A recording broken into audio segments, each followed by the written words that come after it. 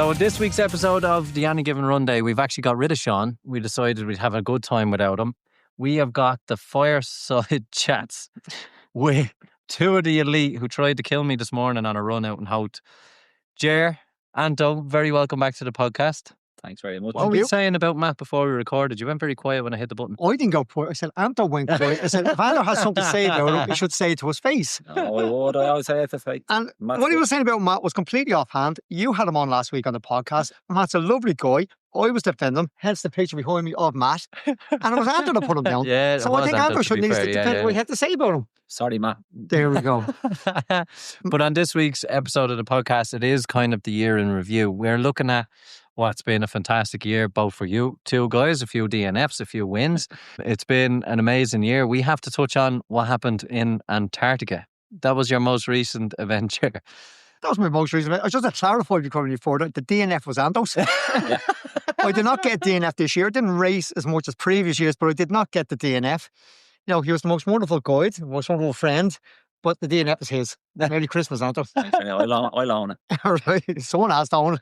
Yeah, Antarctica, my most latest adventure. Yeah, it's brilliant. As I said, Anto came down to Cape Town. He didn't come to Antarctica. But yeah, if you want wilderness, minus 35, frozen parts where you didn't think had frozen parts and frozen gels, that's the place to go. So you were saying on the run this morning, half your body's numb anyway. You weren't expecting the other half to go numb. No, what was that like? I felt like you. I felt normal again. I felt like an average runner. No, I got off the plane and they were telling us to expect minus 5 to minus 10. And as I got off the plane, I actually felt numb on both sides for the first time in nearly 2 years. It was minus 35 and I felt my ear was going to drop off. The day before, myself and Anto got a race briefing and they said, expect minus 5 to minus 10. The weather changed as they told unpredictable weather. We were told that as well. And suddenly it was minus 35 as we got off the plane. And it was just horrendous. So when you look at that, and obviously you're waving them off, you're delighted, you're in Cape Town, sunning yourself on the beach. Happy as Larry. living your best life. Was there an element of people who were afraid of going out there when they seen the weather changed? Does it really matter? Is it just you're committed to it? How do you run a marathon in what's called the White Desert or the Snow Desert? I suppose a couple of ways looking at it. Yeah, there's people, you're committed to it because you paid a fortune to get there.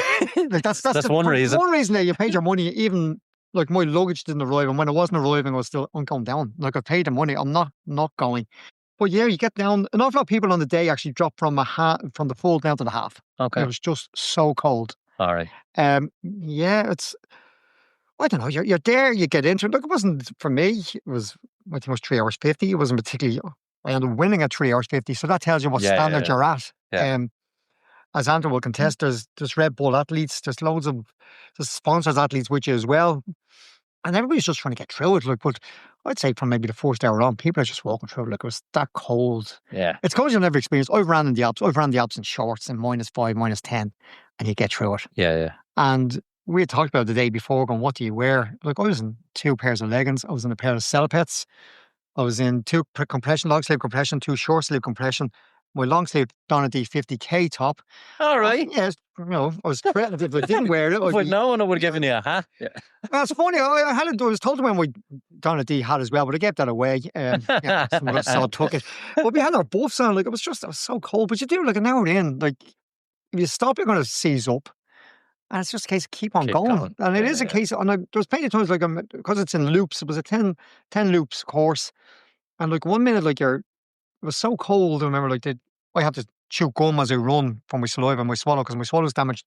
And if the gum hit your lips, it just broke off. It went instantly hard. Your buff was going hard, the cardboard on your face. But then next you turn a corner, you're into a wind and the sun is a low sun and it kind of gets soft again. It's just, then 1 minute you're on blue ice and you're slipping on your arse. And the next minute you're in the snow up to your knees. It was a madness of courses. Was it? Because we've had people, and obviously Donadea is a loop, but the loop is a nice race because for some aspects, you have it in your head, you become the master of the course after the first few laps. Did you feel like that as well on that I know where the deep snow is, I know where the blue snow is, or did it even matter? No, it did matter. It mattered a lot. I suppose for me, I had one that I was looking up to have Anto the first day. He brought me around the first couple of loops. Unlucky enough. Unlucky So, enough. oh, well, I was trying to. Smoke up your ass. Anto was a nightmare. Relatively lucky. You know, we got 10 miles with Anto the day before, and he told me to piss off. Pardon my French, and I don't like it, but he did. No, it's Christmas, we're allowed. He told me to get lost. He said, "No, I'm running like it was He didn't want to be running with me any longer, so he got rid of me. I went off my own. I left him behind. But the next day, down Antarctica again, I was looking up for 6 of the 10 loops. So I had the medic with me to guide me. Very good. But at that stage, he was too cold after 6 loops. He's like, I'm out. Okay, You're done. on your own. Oh, Jesus. At that stage, but because it's just over 2.65 miles a loop. You have an idea. You have the guys in the skidoos going by you.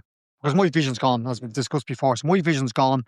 And my bad eye had frozen over. My gels, which you can't make this stuff up. Like your gels went out like Cool Pops in your back Cool pocket. Pops. What flavour Cool Pops? They were did you orange. have? And you know what? It was amazing. I was actually going, in the future, I'm going to freeze them the night before races. They were great. They actually tasted better than they do naturally. But yeah, like in loops, then you kind of had an idea when you were going to hit.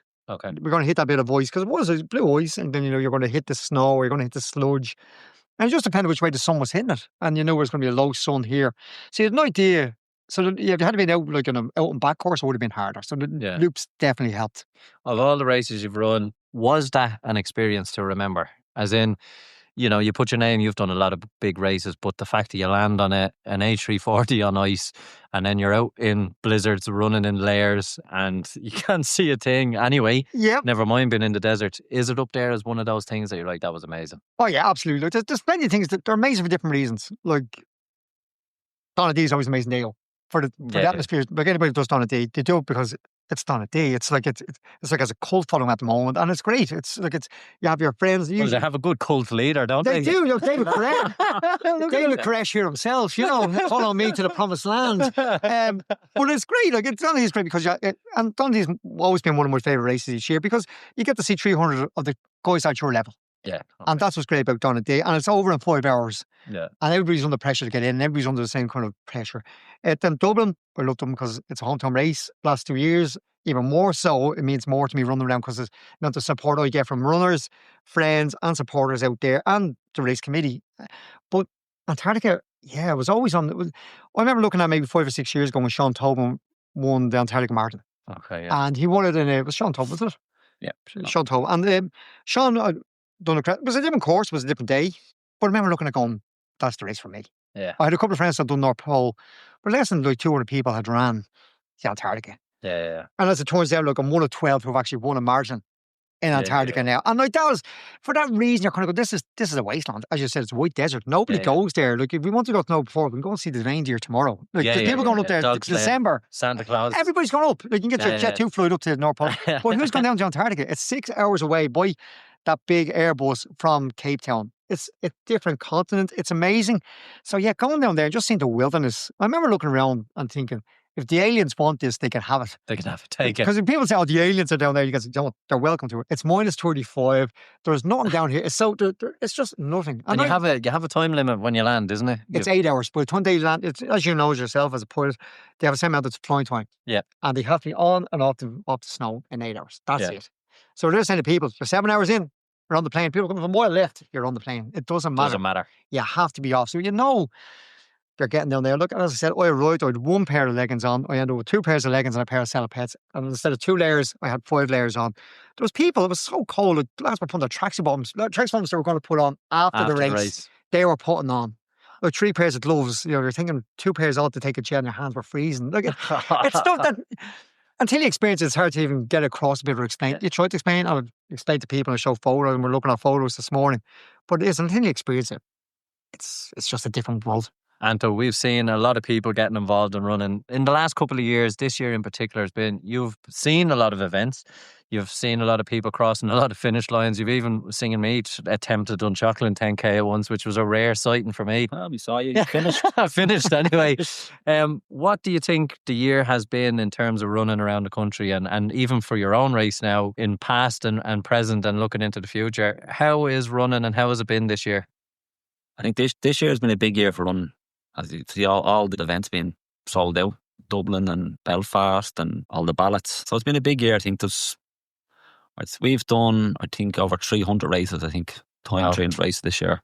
So, and most of them have all been sold, well, not sold out, but all being pretty full or being pretty full to capacity. So I think we're at a stage now where there's either going to be more races or bigger races. Yeah, so it'll probably be more races. I can't see any races getting bigger with all the county councils and stuff that you need to, all the permissions, admin and all the permissions, admin, the red tape and everything, the And permits. the permits. Don't mention the war. Don't mention permits. But and aside from that, and the races are a great thing because it gives people a goal.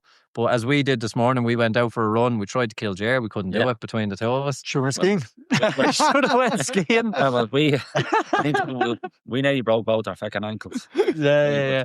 And but social running, and particularly as you see out in Donadea, and that's now where I'm going to be doing a lot of mine. A lot of people are just getting out and running because they're listening to people like you coming onto our show. Is it making a difference for clubs and social clubs and people signing up for races like your own to see a challenge, seeing people like us talking about it, doing it, and then they go, I could have a bit of this. Yeah, I think it is. There's a lot more social clubs, but used to the few podcasts, and they're generally bigger.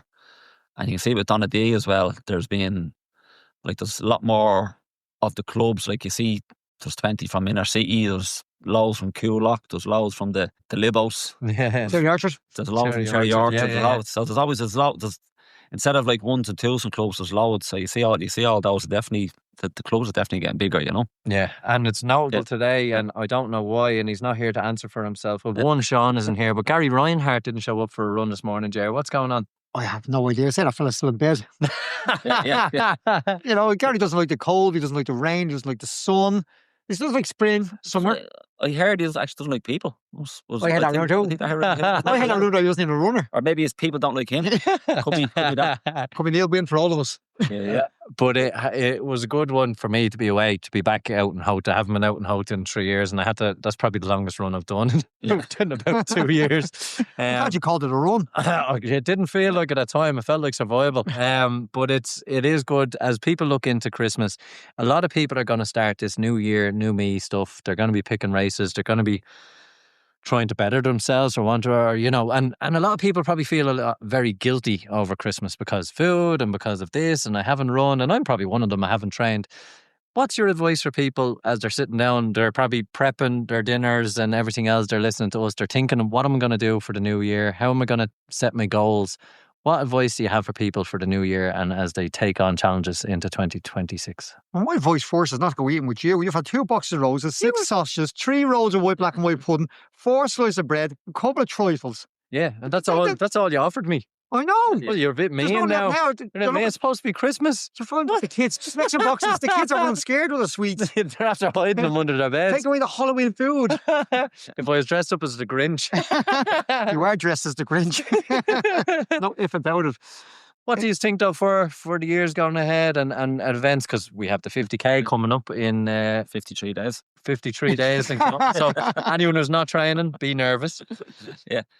I know. Well, I always say running isn't everything. Yeah. You know, and when you're running, that's your outlet. You know, but you always have your family and you have to, as I always say, eat the mince pies and then they lay off them after Christmas. Just Anto, we eat mince pies all year round. Well, we're special. That's okay. I eat 16 sausages all year round, every day. And it wasn't lost on us. No, it was only starters. I'm going home for breakfast now because you wouldn't feed me. No, I think as Anto said, I think life does, sometimes running takes over your life. I think I've been guilty of that in the past. You can lose focus, but I think it's getting on enjoying it. Like, don't lose why you start in the first place, but it's to lose a bit of weight or just get fit or just to enjoy it. Because you can get wrapped up in racing as well. Like racing, as much as I hate to hear myself say it, it's not the be all and end all. And for me, for a long time, it was the be all and end all, but it's not. It's the social interaction now. As Anto says, every Tuesday, a scrambled egg Tuesday in Hout. Yeah, he goes to me every Tuesday. And we bitch and we laugh and we talk about ourselves and where we're going and what our plans are for the year ahead. But it's about life, but that's the social aspect of it. Like for me, I'm very proud to say Anto does come out to me every Tuesday. We have a laugh. For me, it's a big part of my life because I don't get out much of social anxiety now, as you know, running this morning. I have many physical difficulties and disabilities that stop me from running on my own. If I run on my own, I have to in certain places at certain times. So for Anto coming out, but that's about club and friends. It's that social interaction, and it's very easy to lose that. And you will get quicker. The more running's one of those sports. The more you put in, the better you get. Yeah. But it is very easy to lose focus on what's important, and it's friendship, and it's your friends, and it's your family as well. And as I said, we can lose it too quickly. Yeah, that's what I was trying to say before he said it. Yeah. Yeah, but we Sorry, we covered I don't know 12 kilometers or something. I was told I was coming out for a 5k. Ger lied to me, so he said for every kilometer I did, he give me a sausage. So Jared also said he had a brain injury, so I don't remember any of this whatsoever. But it is that, and even for ourselves, like I've been away and we haven't ran or done anything. We've had podcasts, but for me to join in with you guys today and just go for a run and chat about things, and you solve most of the world problems in a Sunday morning run or whatever it is run, and then you're back, you have a bit of breakfast, you get on with the day. Like, it is probably the most important part of it. When you consider people have a lot of stuff going on. Like, I find running for the hour, or you get out with people, everything else that was important an hour ago is no longer important. You're just focused on, well, for you, not falling over, Ger. Yeah. Well, no, it's the man that was pushed me twice on the beach. Go left, you go right. All right. I suppose the one thing that you are we're focusing on is the one thing that it's very hard when you do miss it with running. For an awful lot of us, we play football with teams in our late teens and our age, and then we stop. Yeah. But we're used to that kind of a team banter. Like, for a long time, running was like cycling. I've done both sports, and it's a Billy no-mate sport. Yeah. It's not anymore. And for us, it's the same thing again. It's being with your mates. It's having the banter. Like, you think we ran this morning. We laughed at Gary running hard many times. Like, and then we bitched. Like, he bitched about Matt Collins again. We had to ask him to stop. I gave out about Sean a couple of times. Well, we all give out about Sean, but no, and I just about life in general. And I think I mentioned once or twice I had a brain injury and a stroke. Like, I think it said, did I? I never mentioned that. No, you'd never. But I meant to say it. No. Next time I know, it was 18 months or 20 months ago, I had this big accident. Must do a podcast about that. Should do. Let people know about it. I don't like to mention it much, but when I fall over, people kind of ask why and they think I'm drunk. But it's that group banter again that allows you to go, do you know what, I'm not on my own here. As bad as, like, it's about having to laugh, isn't it? Like, it takes the pressure off. It's not all about, as we said, it's not about serious running. You can run at our 9-minute miles and we can laugh at you, and you can slag Anto for his last DNF. That was 2 weeks ago. But no, but that's what it's all about. It's about laughing at each other and not taking our life so seriously. Just getting out and being a group of lads again. Yeah, and it is, again, this is a short episode to wish everyone a happy Christmas from myself and Sean. It has been a great year. Thanks for everyone for having a listen in, having fun with us. So many of you have messaged us to say thanks for everything we have done for you, and we kind of feel like we've robbed you or something because we don't know what we've done for you. But it's been great that you've gotten something out of it, especially guys like this coming on and supporting and doing episodes and always taking pictures with our t-shirts all over the world. So they've got more places than me at the minute, so I'm going to have to work on that one or keep pushing Ger over. But lads, as well, for yous, any look backs or thank yous or anything you want to say on the year that's been and the year to come? Well, I'll just say Merry Christmas, everybody. Thanks to everybody who has supported me throughout the last 20 months. You know, I say a million times my own stories on Instagram and Facebook. I'll be eternally grateful. If ever you support me, I'd like to think I'll support you in some way in the future. And I look forward to maybe meeting you at a race or out for a run sometime next year. And Merry Christmas and best luck for 2026. Yeah, just echo what Ger said. Merry Christmas, Happy New Year. Lay off the mince pies. 53 days. Why'd you look at me when you said that? No. And thanks all. Actually, well, people say about the Donadea 50k page that all the runners, the people that do that, they kind of make it as it is, you know, wearing the t-shirts, putting the photographs up. So I appreciate all that. And sure, we'll see us all in 53 days. all 500 of you. And a very best of luck into New Year. We hope you all have a happy and safe Christmas. It's been a fantastic year for the podcast. We won't be doing a New Year special. You can all feck off till 2026. And myself and Sean are going to take a little week of a break, and we'll be back again. I think it's about the 5th or 6th of January with the next year ahead and many good guests to come. We have some great ones lined up, even already in the tank for January of next year. So enjoy your Christmas wherever it may be. We hope you have a very happy and safe one. Do try and keep your running up, and we'll see you all in the new year. Until next time, take care. Sean is a shite bag, isn't he? Absolutely. I'm mad. With that being said,